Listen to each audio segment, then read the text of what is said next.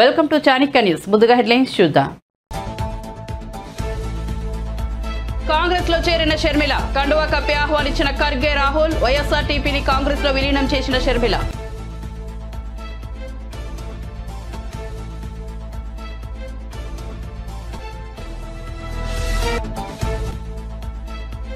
మాజీ సీఎం కేసీఆర్ ను పరామర్శించిన జగన్. కేసీఆర్ ఆరోగ్య వివరాలు అడిగి తెలుసుకున్న వైనం.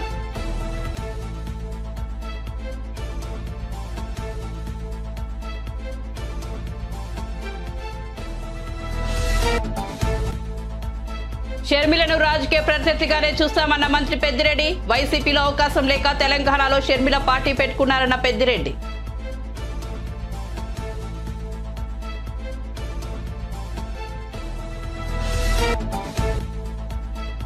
ఆరు గ్యారంటీల అమలు ఆలస్యం చేసేందుకే అభయహస్తం నాటకమన్న కిషన్ రెడ్డి. డేటా అంతా ఉన్న ఈ దరఖాస్తు డ్రామాలేంటి? రేవంత్ ను ప్రశ్నించిన కిషన్ రెడ్డి.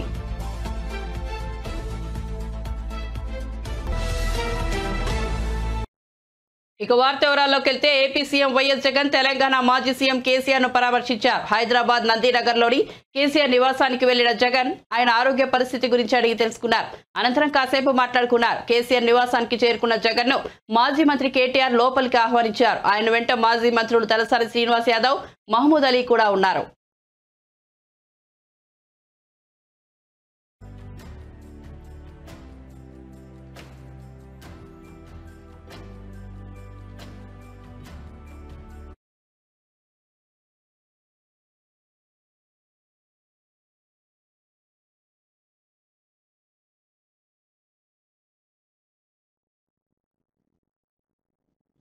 ప్రజాపాలనలో భాగంగా 5 గ్యారంటీలకు అర్హుల నుంచి దరఖాస్తులను స్వీకరిస్తున్నారు. ఎన్నికల సమయంలో కాంగ్రెస్ 6 గ్యారంటీలు ఇచ్చింది. ఇందులో యువ వికాసం మినహా మిగతా 5 గ్యారంటీలకు ప్రజాపాలన సందర్భంగా దరఖాస్తులను స్వీకరిస్తున్నారు. ప్రజాపాలన అభయహస్తం దరఖాస్తులపై మంత్రి పొన్నం ప్రభాకర్ ఇటీవల ప్రకటన చేశారు. ప్రజాపాలన డిసెంబర్ 28న ప్రారంభమైందని, జనవరి 6వ తేదీ వరకు మాత్రమే ఉంటుందని, పొడిగించడం ఉండదని స్పష్టం చేశారు. దీంతో చాలా మంది ఆందోళనకు గురయ్యారు.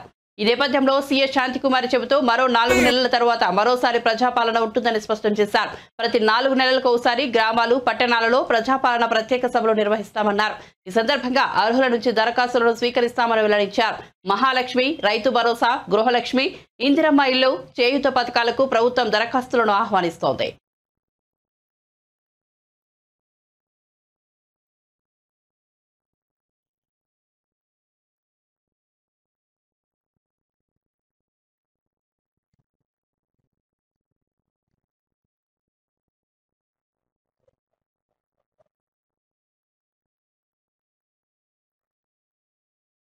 వైఎస్ షర్మిల కాంగ్రెస్ పార్టీలో చేరడంపై ఏపీ మంత్రి పెద్దిరెడ్డి రామచంద్రారెడ్డి కీలక వ్యాఖ్యలు చేశారు. వైసీపీలో అవకాశం లేక షర్మిల తెలంగాణలో సొంత పార్టీ పెట్టుకున్నారని, ఇప్పుడు ఆ పార్టీని కాంగ్రెస్ లో కలిపేశారని చెప్పారు. షర్మిల కాంగ్రెస్ లో చేరడానికి ఏపీ రాజకీయాలకు సంబంధం లేదని అన్నారు.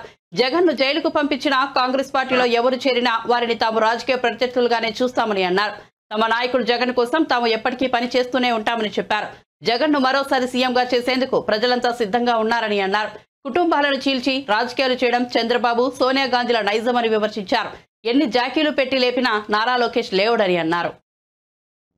కాంగ్రెస్ పార్టీలో ఎవరు అని కాదు, ఎవరున్నా కూడా మాకు ప్రతిపక్షం మాదిరే మేము చూస్తాం తప్ప మాకు కావాల్సిన వాళ్ళు అంటే నువ్వు చెప్పేది ఏంటంటే రాజకీయాల్లో మా కాళ్ళు మేము నరుక్కునేది అలాంటి పరిస్థితి ఉండదు. తెలుగుదేశం పార్టీలో కానీ కాంగ్రెస్ పార్టీలో కానీ మాకు వ్యతిరేకంగా మా పార్టీకి వ్యతిరేకంగా జగన్మోహన్ రెడ్డి గారికి వ్యతిరేకంగా పనిచేసేవారిని ఎవరినైనా కూడా మేము అదే దృష్టిలో చూస్తాం. అతను మొట్టమొదట తాను ఆత్మవిమర్శ చేసుకోవాలి. అతను ఒక జెడ్పీటీసీగా ఓడిపోయిన వ్యక్తి.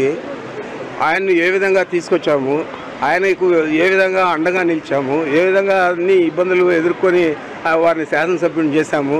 అంత ఇంగిలిక జ్ఞానం లేకుండా ఎవరో రెచ్చగొట్టే విధంగా మాట్లాడడం అనేది సబబు కాదు. ఇప్పటికైనా కూడా మించిపోయింది లేదు. ఎంఎస్ బాబు ఆత్మవిమర్శన చేసుకొని తిరిగి వైఎస్ఆర్ కాంగ్రెస్ పార్టీకి మద్దతు ఇచ్చే పరిస్థితుల్లో ఉండాలి.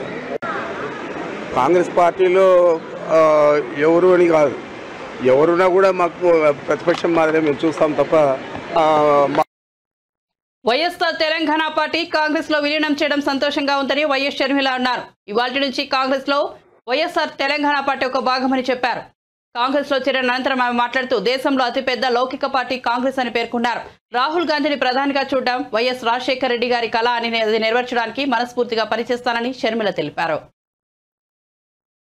వైఎస్ఆర్ తెలంగాణ పార్టీని కాంగ్రెస్ పార్టీలో విలీనం చేస్తున్నందుకు రాజశేఖర రెడ్డి బిడ్డగా నేను సంతోషిస్తున్నా. ఎందుకంటే ఈ రోజు నుంచి వైఎస్ఆర్ తెలంగాణ పార్టీ కాంగ్రెస్ పార్టీలో భాగమై, కాంగ్రెస్ పార్టీ ఉన్నంత వరకు వైఎస్ఆర్ తెలంగాణ పార్టీ కూడా కాంగ్రెస్ పార్టీలో భాగమై ఉంటుంది. కాబట్టి వైఎస్ఆర్ తెలంగాణ పార్టీ నాయకులు, వైఎస్ఆర్ తెలంగాణ పార్టీ కార్యకర్తలు నాతో పాటు ఈరోజు చాలా సంతోషంగా ఇండియన్ నేషనల్ కాంగ్రెస్ పార్టీలో విలీనం కావడం జరుగుతుంది.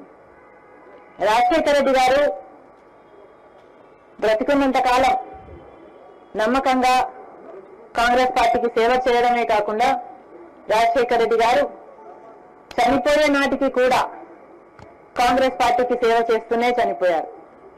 ఈరోజు రాజశేఖర రెడ్డి బిడ్డ కాంగ్రెస్ పార్టీలో చేరుతుంది అంటే రాజశేఖర రెడ్డి గారికి చాలా సంతోషం, చాలా గర్వం కలిగించే విషయం అని నేను నమ్ముతున్నా. ఎందుకంటే ఈరోజు మన దేశంలోనే అతిపెద్ద సెక్యులర్ పార్టీ కాంగ్రెస్ పార్టీ. కాబట్టి కాంగ్రెస్ పార్టీ మన స్వాతంత్రం వచ్చినప్పటి నుంచి పునాదులు వేయడం దగ్గర నుంచి ఈ దేశాన్ని కట్టడం దగ్గర వరకు కాంగ్రెస్ పార్టీ హస్తమైంది. ప్రతి వర్గాన్ని కలుపుకుపోతూ, ప్రతి విశ్వాసానికి, ప్రతి ఫెయిత్కు నమ్మకం కలిగిస్తూ, ప్రతి సెక్షన్ ఆఫ్ ద సొసైటీలో కలుపుకుపోతూ ముందుకు వెళ్లిన పార్టీ కాంగ్రెస్ పార్టీ.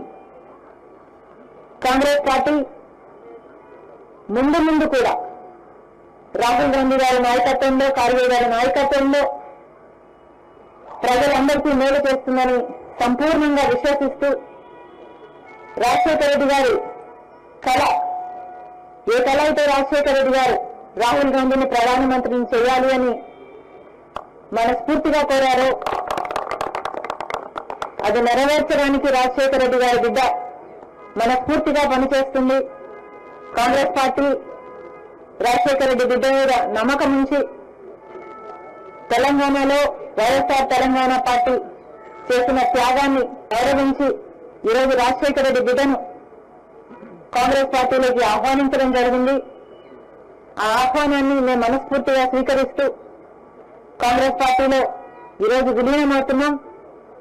ఈ రోజు నుంచి కాంగ్రెస్ పార్టీ ఏ బాధ్యత మా మీద ఉంచినా ఆ బాధ్యతను విశ్వాసంతో సంపూర్ణంగా నెరవేర్స్తామని నాతో పాటు వైఎస్ఆర్ తెలంగాణ పార్టీ నాయకులందరూ కూడా మనస్ఫూర్తిగా మాటిస్తున్నాం.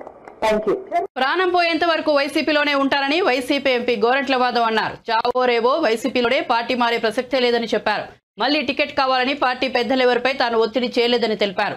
తాడేపల్లిలో సజ్జల రామకృష్ణారెడ్డిని కలిశానని, అయితే ఆయనతో తాను గొడవ పడినట్టు వస్తున్న వార్తలో నిజం లేదని చెప్పారు. త్వరలో సీఎం జగన్ ను కలుస్తానని అన్నారు. అనేక కారణాలతో పార్టీలో మార్పులు చేశారని మాధవ్ చెప్పారు. హిందూపురం పార్లమెంట్ స్థానం నుంచి తనను తప్పించినా పార్టీలో తనకు సరైన గౌరవం ఉంటుందని భావిస్తున్నానని అన్నారు. టికెట్ ఇచ్చినా ఇవ్వకపోయినా తాను వైసీపీలోనే ఉంటానని చెప్పారు. హిందూపురం ఎంపీ నియోజకవర్గానికి బళ్ళారి మాజీ ఎంపీ శాంతను జగన్ ప్రకటించిన సంగతి తెలిసిందే. ఎన్నికల్లో ఎంపీగా ఆమె పోటీ చేయబోతున్నారు. గోరంట్ల మాధవ్కు ఏ స్థానాన్ని కేటాయిస్తారన్న దానిపై ఇంకా క్లారిటీ రాలేదు. దీంతో పార్టీ అధిష్టానంతో ఆయన చర్చలు జరుపుతున్నారు. 2024లో ముసిలోనికి ఆ 20 పక్కకి తీసేస్తే ముసిలోనికి ఆ ముందరి 3 మిగులుతాయి అనేది నా ఉద్దేశం. తర్వాత ఈ రాష్ట్రంలో అనేక కులాలు, మతాలు, ప్రాంతాలకు సమానమైన ప్రాతినిధ్యాన్ని కల్పించాలా, బీసీ, ఎస్సీ, ఎస్టీ మైనార్టీలలో ఉండే అన్ని కులాలకు ఖచ్చితంగా రాజకీయ ప్రాధాన్యతను ఇవ్వాలా, ఏ కులం అయితే తక్కువ సంఖ్యలో ఉందో ఆ కులంలో కూడా న్యాయకత్వాన్ని స్ట్రెంగ్తెన్ చేయాలన్న ఉద్దేశంతో గౌరవ ముఖ్యమంత్రి జగన్మోహన్ రెడ్డి గారు రకరకాల మార్పులు చేర్పులు చేసుకుంటూ ఆయన ముందుకు వెళ్ళటం జరుగుతూ ఉంది. అందులో భాగంగానే హిందూపురానికి బోయ సామాజిక వర్గానికి చెందిన ఒక మహిళను అక్కడ పెట్టాలని పార్టీ నిర్ణయించింది. పార్టీ అనేది నాకు కన్నతల్లి లాంటిది. నాకు రాజకీయ జన్మనిచ్చి నన్ను ఎంపీని చేసి ఢిల్లీకి పంపించిన పార్టీ నాకు కన్నతల్లి లాంటిది. కన్నతల్లి లాంటి పార్టీ ఏం ఆదేశిస్తే ఆ ఆదేశాన్ని నేను శిరోధార్యంగా భావిస్తా. దానికి TV5 ABN లేదా మహా టీవీ వాళ్ళు లేదా వాళ్ళ సోషల్ మీడియా హడావుడి చేయనక్కర్లేదనేది నా ఉద్దేశం. తర్వాత పార్టీకి దిశానిర్దేశం చేస్తూ ఈ పార్టీని గౌరవంగా నడుపుతూ అందరు ఎవరు వచ్చినా ఎంపీలు కానీ ఎమ్మెల్యేలు కానీ ఏ సామాన్య కార్యకర్త నుంచి ఎవరు వచ్చినా కూడా ఎంతో ప్రేమగా ఆప్యాయతతో ఓపికతో మాట్లాడి ఉన్న విషయాన్ని వాళ్ళకి విశదీకరించి వాళ్ళ బాగోగులను చూస్తూ ముందుకెళ్తున్న సజ్జల రామకృష్ణారెడ్డి సార్ను నేనేదో ప్రశ్నించినట్లు మీడియాలో వాళ్ళ సోషల్ మీడియాలో చెత్త ప్రచారం ఒకటి జరుగుతూ ఉంది. అయ్యా, పెద్దిరెడ్డి రామచంద్రారెడ్డి గారు ముఖ్యమంత్రి గారితో కొట్లాడినట్లు, గోరంట్ల మాధవ్ సజ్జల రామకృష్ణారెడ్డి సార్తో కొట్లాడినట్లు ఎందుకు ఈ చెత్త వార్తలు? భార్యాభర్తల మధ్యలో, అన్నదమ్ముల మధ్యలో, లేదా తల్లిదండ్రుల మధ్యలో, లేదా పార్టీలో స్వపక్షంలో ఒకరి మీద ఒకరికి మీరు ఖచ్చితంగా కలహాలు పెట్టడానికి ప్రయత్నం చేస్తున్నారు. ఇది ఖచ్చితంగా శవాల మీద పేలాలు ఏరుకోవడం తప్ప మీకు ఎలాంటి ప్రయోజనం ఉండదు అని ఈ టీవీలకు నేను ABN కానీ TV5 కానీ మహా టీవీకి వీళ్ళందరికీ కూడా చెప్తున్నా. దయచేసి మీరు పార్టీలో కలహాలు పెట్టాలా, దానితో ప్రయోజనం పొందాలా అనే దానికంటే మీ చంద్రబాబు నాయుడుకి ఒక అడ్వైజ్ చేయండి. ప్రజలు లేక పొమ్మని చెప్పండి, ప్రజాక్షేత్రంలో తేల్చుకోమని చెప్పండి. దేవుడు లేదా జనం నిర్ణయిస్తారు గెలుపోవటంలో, కానీ నీ TV5 ABN లేదా మహా టీవో జయాపజయాలను గెలుపోవటంలోనూ డిసైడ్ చేయలేదని ఆ టీవీ ఛానల్స్ను హెచ్చరిస్తున్నా. దయచేసి నేను విజయవాడకు వచ్చినప్పటి నుంచి ఎక్కడున్నాడు, ఏం చేస్తున్నాడు, సీఎం ఆఫీస్ అనేది మాకు ఇల్లు లాంటిది. ఎంపీలకు ఎమ్మెల్యేలకు 10 సార్లు తిరుగుతాం, రోజుకు 10 సార్లు తిరుగుతాం. మీకెందుకు వచ్చింది? వచ్చిన ప్రతిసారి పోయిన ప్రతిసారి ఎక్కడ ఉన్నారు, ఏం కథ అనే దాని మీద మాట్లాడుతూ ఉన్నారు, రాస్తూ ఉన్నారు. దయచేసి అట్లాంటి అవాస్తవమైన వార్తలకు పులి స్టాప్ పెట్టి నిజమైన వార్తలతో మీరు ముందుకు రావాలని ఈ సందర్భంగా తెలియజేస్తున్నాను. మా పార్టీ ఖచ్చితంగా 175కు 175 సీట్లను గెలిచాలి, ఖచ్చితంగా గెలిపించాలని BC SC ST మైనార్టీలందరూ కూడా సిద్ధంగా ఉన్నారు. మీరు దయచేసి మీ 20 పక్కకు పోయి మీకు ముందరి 3 మిగిలే పరిస్థితి దాపురించింది, దాన్ని చూసుకోండి అని ఈ సందర్భంగా తెలియజేస్తున్నాను. దయచేసి ఇలాంటి వక్రమైన వార్తలను, అబద్ధమైన వార్తలను ప్రచురించే ముందు ఒకసారి ఆలోచించండి. ఒకసారి మాతో మాట్లాడి క్లారిఫికేషన్ తీసుకున్న తర్వాతనే మీరు అలాంటి వార్తలను ప్రచురించాలి, అలాంటి వార్తలను టెలికాస్ట్ చేయాలని సందర్భంగా తెలియజేస్తున్నాను. 6 గ్యారెంటీల అమలు ఆలస్యం చేసేందుకే అభయహస్తం దరఖాస్తులంటూ రాష్ట్ర ప్రభుత్వం ప్రజలను ఆందోళనకు గురి చేస్తోందని బీజేపీ రాష్ట్ర అధ్యక్షుడు కేంద్ర మంత్రి కిషన్ రెడ్డి ఆరోపించారు. రేషన్ కార్డులు ఇవ్వకుండానే వాటిని జత చేయాలని ఎలా చెబుతున్నారని ప్రశ్నించారు. ఇప్పటికే ప్రభుత్వం వద్ద ఉన్న లబ్ధిదారుల సమాచారంతో పథకాలు అమలు చేసే అవకాశం ఉందన్నారు. కాళేశ్వరం ప్రాజెక్టులో బీఆర్ఎస్ అవినీతిపై సిబిఐతో విచారణ జరిపించాలని కిషన్ రెడ్డి మరోసారి డిమాండ్ చేశారు. రాష్ట్ర ప్రభుత్వం అభయహస్తం పేరుతో పెద్ద ఎత్తున ప్రజల్లో ఒక అయోమయం సృష్టించేటువంటి ప్రయత్నం చేస్తా ఉంది. నేను అభయహస్తం సంబంధించినటువంటి దరఖాస్తు ఫారం చదివాను. ఈ దరఖాస్తు ఫారము ఎందుకు నింపుతున్నారో, దీని వెనుక మతలబేందో నాకైతే అర్థం కావడం లేదు. ఇది పూర్తిగా రాజకీయ దృక్పథంతో నింపుతున్నటువంటి పథకమే తప్ప ప్రజలకు లబ్ధి చేకూరచడానికి చిత్తశుద్ధి ఉన్నట్టుగా మాకెవరికి కనిపించడం లేదు. వీరిచ్చేటువంటి 6 గ్యారంటీల విషయంలో మరి ఈరోజు ఈ యొక్క దరఖాస్తు ఫారము పెద్ద ఎత్తున ప్రజలను అయోమయానికి గురి చేసేటువంటి కార్యక్రమం, ఈ దరఖాస్తు ఫారంలు బ్లాకులు అమ్ముతున్నటువంటి పరిస్థితి, అందుబాటులో లేనటువంటి పరిస్థితి, ఈ దరఖాస్తు చేయకపోతే మీకు ఏ రకమైనటువంటి సహాయం అందదనే చెప్తున్నటువంటి పరిస్థితి. నిజంగా ప్రభుత్వానికి చిత్తశుద్ధి ఉంటే మీరు 100 రోజుల తర్వాత చేస్తారా, మీరు ఇచ్చినటువంటి హామీ ఏ రకంగా నిలబెట్టుకుంటారనేది మీ విషయం. కానీ నిజంగా మీకు చిత్తశుద్ధి ఉంటే ఈ దరఖాస్తు అవసరం లేకుండానే ప్రజలకు సంబంధించినటువంటి మీరు ఇచ్చినటువంటి హామీలు అమలు చేయడానికి అన్ని రకాలుగా అవకాశాలు ఉన్నాయి. మరి ఆ రకంగా ఉన్నప్పుడు ఈరోజు ప్రజలను అయోమయానికి గురి చేసి ఈ యొక్క పథకాల అమలుకు, గ్యారంటీల అమలుకు కాలయాపన చేసేటువంటి ప్రక్రియ తప్ప ఇది మరొకటి లేదు. మీరు రేషన్ కార్డులే ఇవ్వలేదు, రేషన్ కార్డులు జత చేయమంటారు. చాలా మందికి గత 10 సంవత్సరాలుగా బీఆర్ఎస్ పార్టీ దుర్మార్గంగా రేషన్ కార్డులు ఇవ్వలేదనే విషయం అందరికీ తెలుసు. తెలిసిన తర్వాత మీరు రేషన్ కార్డులు ఏ రకంగా అడుగుతున్నారో నాకైతే అర్థం కావడం లేదు. అనేక విషయాలు,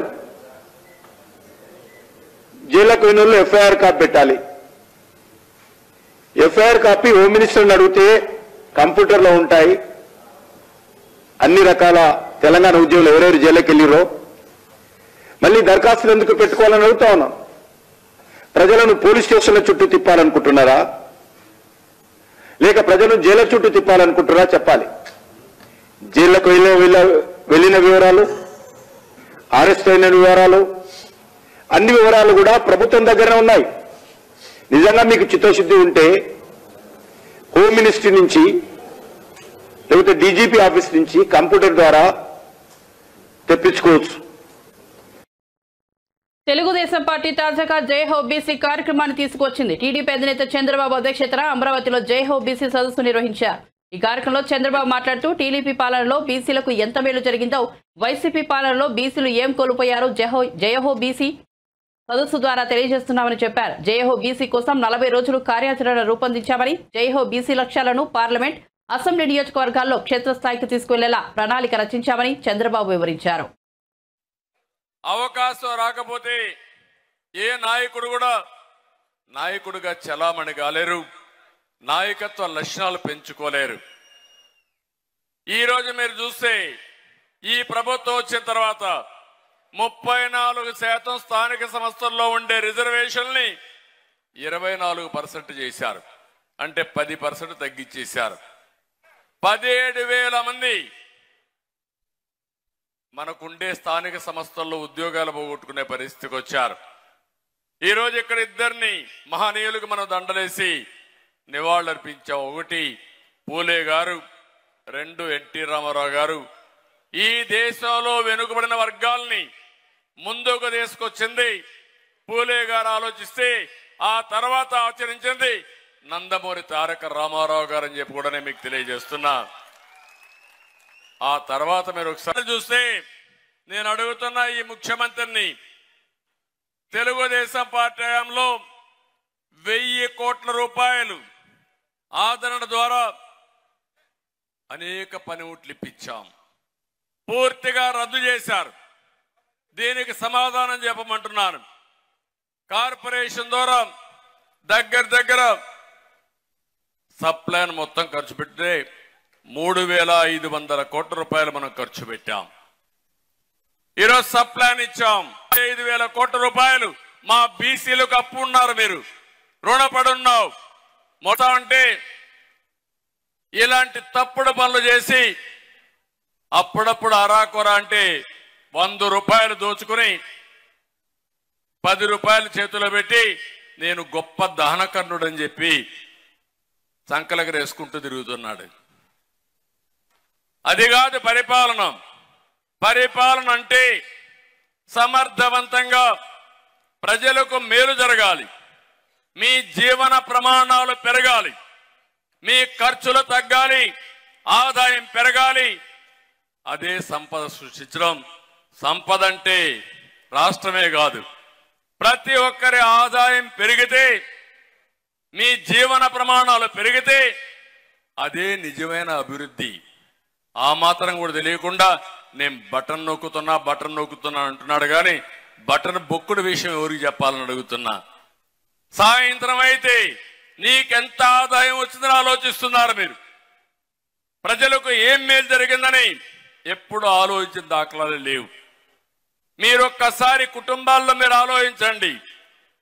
ప్రతి ఒక్క కుటుంబాన్ని ఒక రైతు, ఒక బీసీ, ఒక కార్మికుడు, ఒక నిరుద్యోగి ఈ ప్రభుత్వం వల్ల లాభం వచ్చిందా నేను అడుగుతున్నా. మంచి సమయం. ఈరోజు ప్రపంచం అంతా టెక్నాలజీగా ఇవన్నీ వచ్చి ముందుకు పోయే సమయంలో ఇక్కడ మన రాష్ట్రంలో చూస్తా ఉంటే అదో గతిలో ముందుకు పోతున్నాం. ఇప్పుడే ఒక ఇది పెట్టారు, రాష్ట్ర సంపదన ఎంతైతే వస్తుందంటే మనకు జిఎస్డిపి అంటాం, అంత అప్పు చేసేశాడు. 13 లక్షల కోట్ల రూపాయల అప్పు. కొంతమంది అప్పర్ కాస్ట్ కావాలంటే వేరే రాష్ట్రానికి వెళ్ళిపోతారు, వేరే దేశాలకు వెళ్ళిపోతారు. ఇక్కడ ఉండేది బడుగు బలహీన వర్గాలే ఇక్కడ ఉంటారు. మీ రక్తాన్ని తాగుతారు రేపటి నుంచి పన్నుల రూపేణా. సత్యనారాయణపురంలో 2744 టిట్కో గృహ సముదాయాన్ని రీజనల్ కోఆర్డినేటర్ వైవి సుబ్బారెడ్డి, మంత్రి గుడివాడ అమర్నాథ్ ప్రారంభించారు. ఈ సందర్భంగా లబ్ధిదారులకు ఇంటి తాళాలను అందజేశారు. అనంతరం ముఖ్యమంత్రి వైఎస్ జగన్మోహన్ రెడ్డి చిత్రపటానికి లబ్ధిదారులు పాలాభిషేకం చేశారు. కాగా 27 ఎకరాల సువిశాలమైన ప్రాంతంలో టిట్కో గృహ సముదాయాన్ని ప్రభుత్వం ఏర్పాటు చేసింది. ఈ క్రమంలో తమకు సొంతింటి కల నెరవేర్చిన సీఎం జగన్ కు లబ్ధిదారులు ధన్యవాదాలు తెలిపారు. ఈ సందర్భంగా వైవి సుబ్బారెడ్డి మాట్లాడుతూ పేదవాడి సొంతింటి కల నిజం చేసిన ఘనత సీఎం వైఎస్ జగన్ దన్నారు.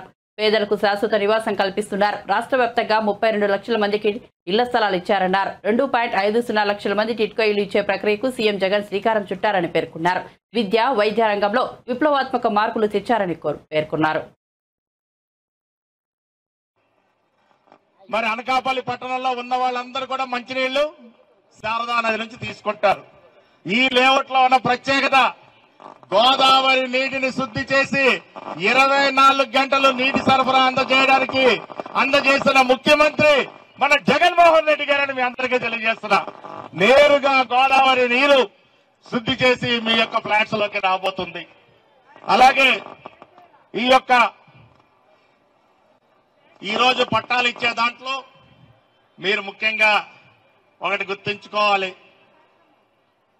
మనం తిరుపతి వెళ్తే సుమారుగా మరి వెంకటేశ్వర స్వామి విగ్రహం నుంచి సుమారుగా 20 అడుగుల దూరంలో మనం మొక్కుకుంటాం. నిత్యం వెంకటేశ్వర స్వామి దేవుణ్ణి తన సుహస్తాలతో తాకిన మన వైవి సుబ్బారెడ్డి గారిగా ఈ రోజు మీకు పట్టాలు అందబోతున్నాయి. దానికే వారికి కృతజ్ఞత తెలియవలసిందిగా మీ అందరికీ తెలియజేస్తున్నా. ఈ గృహాలు నిర్మించే కార్యక్రమం, ఇళ్ల స్థలాలు నిర్మించే కార్యక్రమం గౌరవ ముఖ్యమంత్రి జగన్మోహన్ రెడ్డి గారు రాష్ట్ర వ్యాప్తంగా కూడా పెద్ద ఎత్తున చేపట్టడం జరిగింది. ఇప్పటి వరకు గత 4 సంవత్సరాల్లో జగనన్న స్థలాల పేరుతో రాష్ట్ర వ్యాప్తంగా 32 లక్షల మందికి ఇళ్ల స్థలాలు ఇచ్చే గొప్ప కార్యక్రమం ముఖ్యమంత్రి జగన్మోహన్ రెడ్డి గారు చేపట్టడం జరిగింది. అదేవిధంగా ఈ టిట్కో హౌసెస్ కూడా రాష్ట్ర వ్యాప్తంగా 2,50,000 టిట్కో హౌసెస్ పూర్తి స్థాయిలో నిర్మించడమే కాకుండా అక్కడ ప్రైవేట్ లేఅవుట్లో ఏ విధంగా అయితే గృహ సముదాయంలో అన్ని ఏర్పాట్లు, ఇన్ఫ్రాస్ట్రక్చర్ ఫెసిలిటీస్ డెవలప్ చేస్తారో ఆ విధంగా అన్ని డెవలప్ చేసి సిమెంట్ రోడ్స్ వేసి, వాటర్ కనెక్షన్స్ ఇచ్చి, కరెంట్ కనెక్షన్స్ ఇచ్చి, సివరేజ్ ప్లాంట్ ఏర్పాటు చేసి అన్ని ఏర్పాట్లు చేసి సుమారుగా 2,50,000 టిట్కో ఇళ్లు ఇచ్చే కార్యక్రమం కూడా చేపట్టడం జరిగింది. ఇది జగనన్న స్థలాలు కానివ్వండి, టిట్కో హౌసెస్ కానీ కూడా అన్ని కూడా లబ్ధిదారులకి మరీ ముఖ్యంగా ప్రత్యేకంగా ఆ ఇంటి యజమాని మహిళల పేరు మీద రిజిస్ట్రేషన్ చేసే కార్యక్రమం కూడా గొప్ప ఆలోచనతో గౌరవ ముఖ్యమంత్రి జగన్మోహన్ రెడ్డి గారు చేస్తున్నారని చెప్పి ఈ సందర్భంగా తెలియజేసుకుంటూ ఉన్నాం. అదేవిధంగా పేదవాళ్ళకి రాబోయే రోజుల్లో ఎటువంటి కష్టం రాకూడదని ఎన్నో గొప్ప కార్యక్రమాలు రాష్ట్రంలో గౌరవ ముఖ్యమంత్రి గారు గత 4 సంవత్సరాల 8 నెలల నుంచి చేసుకుంటూ వస్తున్నారు. పేదవాడికి ఉచితంగా వైద్యం విద్య అందే కార్యక్రమం స్వర్గీయ రాజశేఖర రెడ్డి గారు ఉమ్మడి రాష్ట్రంలో ఏ విధంగా చేశారో దాన్ని మళ్ళా ఇంకా 4 అడుగులు ముందుకెళ్ళి పేదవాడికి మెరుగైన వైద్యం ఇంటికాడకే తీసుకెళ్లి అందించాలి అనే గొప్ప ఆలోచనతో జగనన్న ఆరోగ్య సురక్ష కార్యక్రమం ద్వారా కోట్లాది మందికి ఉచితంగా వైద్య పరీక్షలు చేసి ఆ వైద్యానికి అవసరమైన మందులు కానీ పరీక్షలకు కానీ ఏమాత్రం ఖర్చు పెట్టకుండా అన్ని ఉచితంగా ఇచ్చే కార్యక్రమం చేసిన ప్రభుత్వం మన ముఖ్యమంత్రి గౌరవ ముఖ్యమంత్రి జగన్మోహన్ రెడ్డి గారు అని చెప్పి ఈ సందర్భంగా తెలియజేసుకుంటూ ఉన్నా. ఈ గృహాలు నిర్మించే కార్యక్రమం ఇళ్ల స్థలాలు నిర్మించే కార్యక్రమం గౌరవ ముఖ్యమంత్రి జగన్మోహన్ రెడ్డి గారు రాష్ట్ర వ్యాప్తంగా కూడా పెద్ద ఎత్తున చేపట్టడం జరిగింది. తెలంగాణలోని 2 ఖాళీగా ఉన్న ఎమ్మెల్యే కోట ఎమ్మెల్సీ స్థానాల ఉప ఎన్నిక కోసం కేంద్ర ఎన్నికల సంఘం గురువారం షెడ్యూల్ను ప్రకటించింది. బీఆర్ఎస్ ఎమ్మెల్సీలు కడియం శ్రీహరి, పాడి కౌశిక్ రెడ్డి శాసనసభ ఎన్నికల్లో గెలుపొందడంతో ఎమ్మెల్సీ పదవులకు రాజీనామా చేసిన విషయం తెలిసిందే. ఈ క్రమంలో కేంద్ర ఎన్నికల కమిషన్ ఉప ఎన్నికకు షెడ్యూల్ ప్రకటించింది. ఈ నెల 11న ఎన్నికల నోటిఫికేషన్ జారీ చేయనున్నట్టు తెలిపింది. అదే రోజు నుంచి నామినేషన్ల స్వీకరణ మొదలు కానుంది. 18వ తేదీతో నామినేషన్ల గడువు ముగియనుంది. 19న నామినేషన్ల పరిశీలన, 22 వరకు నామినేషన్ల ఉపసంహరణకు గడువు ఉంటుంది. 29న ఎన్నికల పోలింగ్ జరగనుంది. ఉదయం 9 గంటల నుంచి సాయంత్రం 4 గంటల వరకు పోలింగ్ కొనసాగుతోంది. ఫిబ్రవరి 1న ఫలితాలను ప్రకటించనున్నట్లు ఎన్నికల కమిషన్ ప్రకటించింది. తెలంగాణలోని 2 స్థానాలతో పాటు యూపీలోని ఒక ఎమ్మెల్సీ స్థానానికి ఉప ఎన్నికలు నిర్వహించనున్నట్లు ఎన్నికల సంఘం తెలిపింది.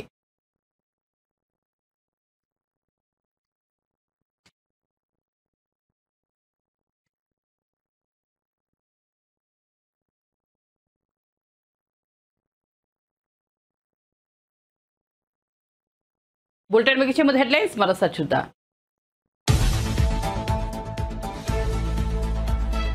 కాంగ్రెస్ లో చేరిన షర్మిల, కండువా కప్పి ఆహ్వానించిన ఖర్గే రాహుల్, వైఎస్ఆర్టీపీని కాంగ్రెస్ లో విలీనం చేసిన షర్మిల.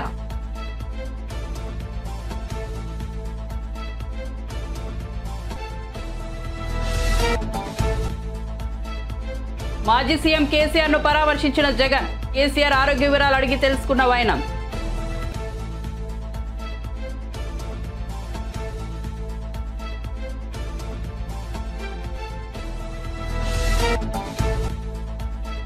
షర్మిలను రాజకీయ ప్రత్యర్థిగానే చూస్తామన్న మంత్రి పెద్దిరెడ్డి, వైసీపీలో అవకాశం లేక తెలంగాణలో షర్మిల పార్టీ పెట్టుకున్నారన్న పెద్దిరెడ్డి.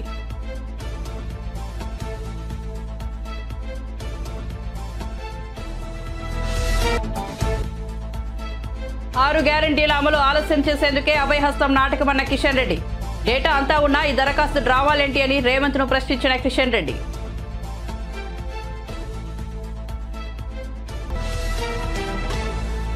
మరిన్ని అప్డేట్స్ కోసం చూస్తూనే ఉండండి చాణక్య న్యూస్.